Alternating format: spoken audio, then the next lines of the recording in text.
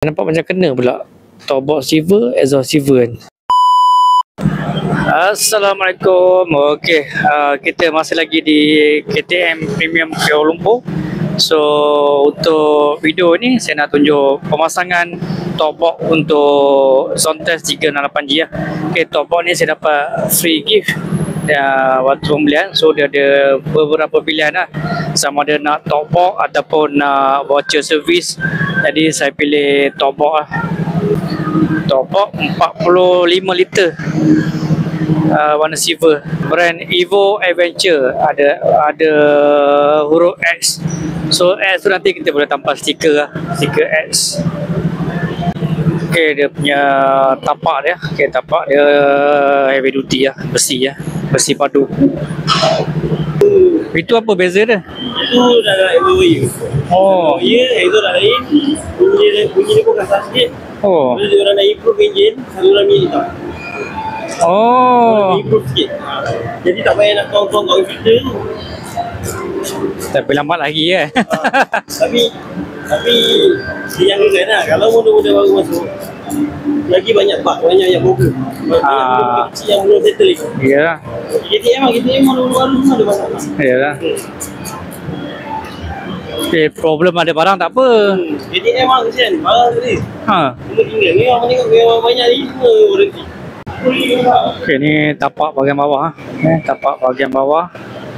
So nanti kita akan pasang tapak untuk talkbox lah.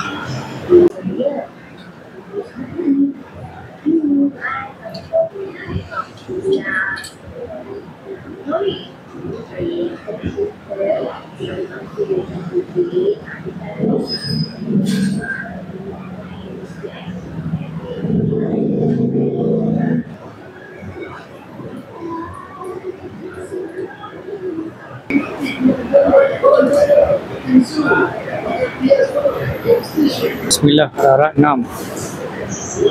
Satu kali kerja. Okey, next kita nak pasang dia punya backrest backrest untuk menyandar, untuk adinda kita nak sandar lah, bagi sensor sandar. Itu dia komplain masa ride tu, dia komplain tak ada tempat sandar. Sedap. Beza masa naik TRK ada tempat sandar, seronok. Yang ni tak ada tempat sandar. So hari ni kita pasang talkbox, kita pasang sekali dengan backrest lah. Okay gang, so dah siap pemasangan talkbox untuk Zontes 368G saya lah. Okay, talkbox yang saya dapat warna silver. Walaupun asal memang saya ikutkan berkenan nak cari warna hitam kan. So warna hitam tak ada stok, jadi warna silver lah. Nampak macam matching pula talkbox silver dengan exhaust silver kan. Nampak kena pula. Okay. So talkbox ni saiz dia 45 liter, brand daripada Evo Adventure brand dia. Ada huruf X ni, macam box yang mahal-mahal tu. Material dia aluminium, tapi macam tak apa tebal sangat lah aluminium dia. Okay. Kita tengok kat bahagian dalam. Okay, bahagian dalam dah siap dia punya cushion dia dah. Dia punya cover dia, ada poket, ada dua. Okay. So bahagian dalam dah siap. Okay. So berbaloi lah, dapat ambil free gift untuk talkbox ni. Jimat banyak lah, nak beli kat luar pun 300-400 dalam tangan kan. Okay. So kalau anda kata tak nak tukar colour, nanti saya wrapping lah warna hitam. Tapi saya nampak setakat ni macam okey je warna silver kan. Korang tengok macam mana, okey ke tak okey warna silver? Pada saya nampak macam okey kan, nampak lain sikit lah. Sebab kebanyakan dah semua banyak ambil warna hitam, warna silver kurang. Sebab saya nampak macam kena pula talkbox silver, exhaust silver kan. Plan asal saya nak buat talkbox hitam, cover exhaust hitam. Tapi ni rasa macam tak payah lah kot, jimat bajet lah nak spray cover exhaust tu. So pakai dulu lah silver. Esok kalau rasa dah puas baru tukar. Okay.